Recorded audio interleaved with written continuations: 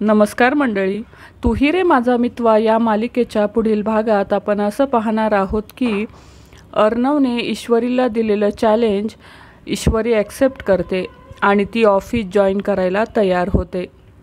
नंतर हे बघून अर्णव खूपच आनंदी होतो। त्यानंतर आपण पाहतो की ईश्वरीच्या घरी काही गुंड ईश्वरीच्या आत्याच्या घरी येतात व आत्या त्या गुंडांना विचारते की तुम्हाला काय हवं आहे।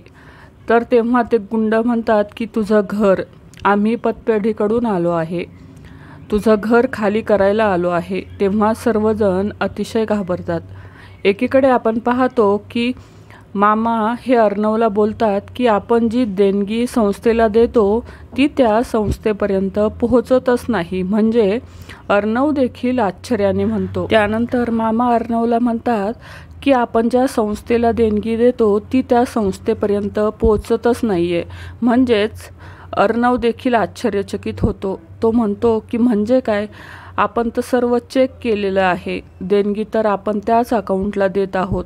तेव्हा मामा बोलतात की आपण देणगी देतो पण ती अकाउंट संस्थेचं नाही आहे।